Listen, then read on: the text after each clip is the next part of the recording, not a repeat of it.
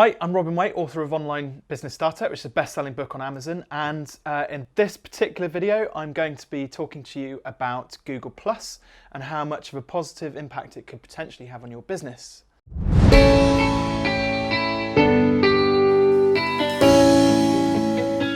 So the first thing I want to talk about is the strategy which you might choose to use for Google+. So this goes without saying, this is the same for most other social media channels, but really what you want to be focusing on is posting a variety of different media, including links, images and video, rather than just a standard kind of text-based post, which most people tend to post.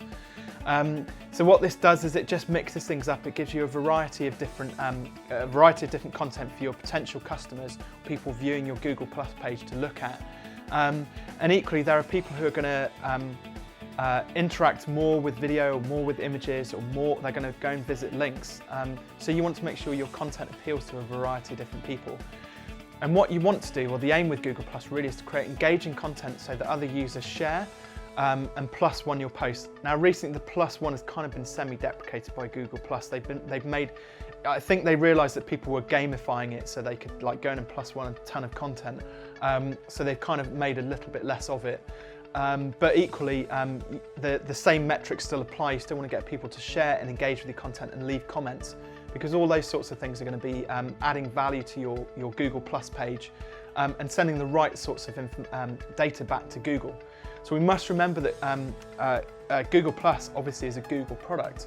So all of the things that we do within, I'll talk about this perhaps a bit later on, but the things that we do in Google products have a positive impact on our organic search engine ranking within Google's search engine.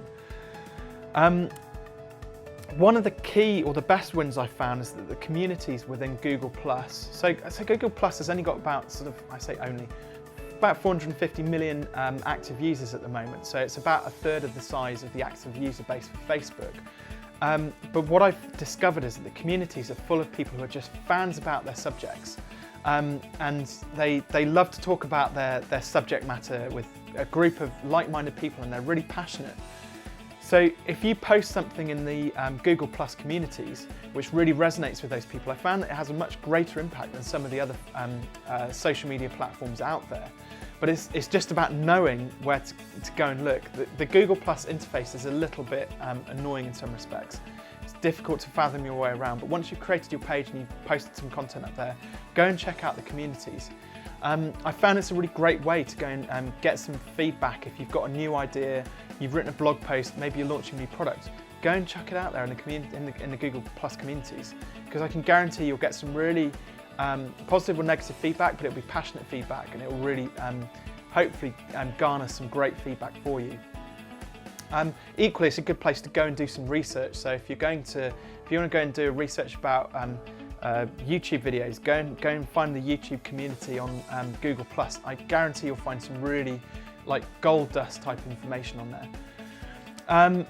As I've talked about in other videos, in regards to like Facebook and Twitter, the brand and identity on your Google Plus page is really important. Make sure it's consistent with your other social media platforms that you're using.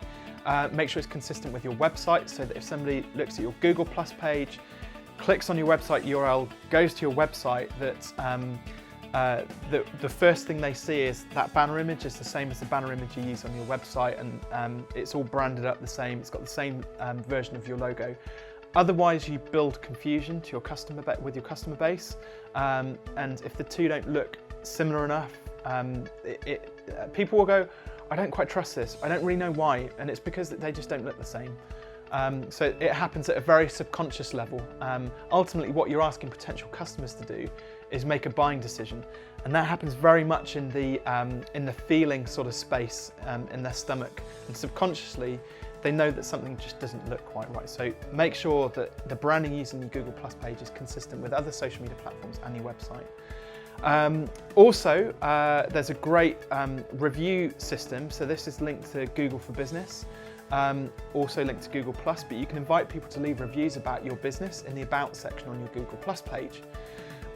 So this is social proof, and this is really key to helping Google work out how it's going to rank your page. So social proof is things like reviews, testimonials, videos and inbound links where people are talking about your business. not necessarily interacting with your business, they're talking about it.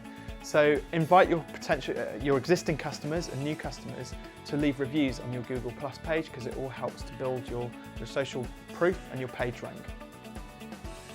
So one of the major benefits I talked about earlier on, it's a Google product, so it's naturally going to help your search engine ranking, your organic search engine ranking.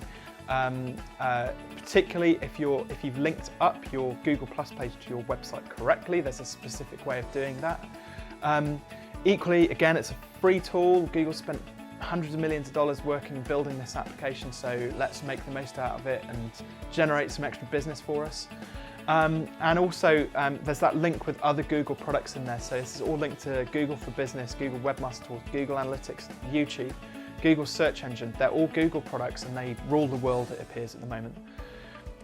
So the drawbacks to it, I've discovered that the review system can be trolled. So somebody who I didn't do business with left a negative review on there.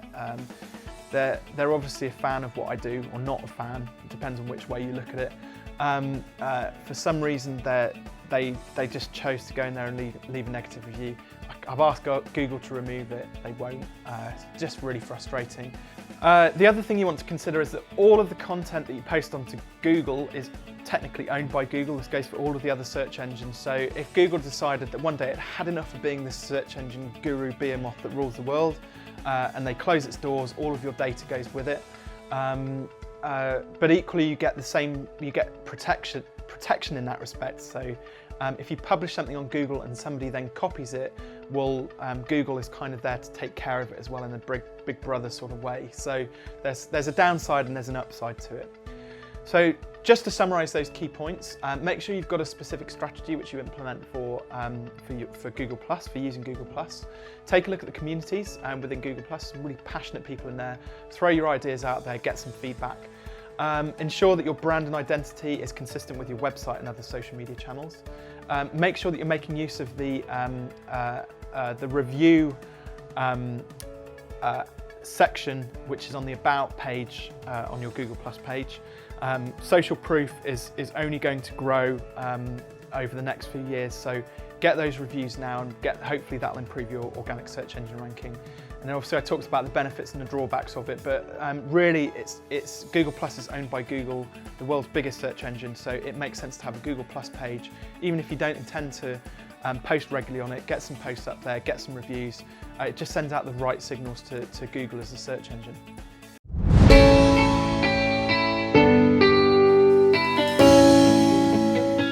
So thanks very much for watching. I hope you enjoyed the video. Don't forget to subscribe, because I'll be posting more videos hopefully. And if you've got any questions about Google Plus, then please leave them in the comments box below.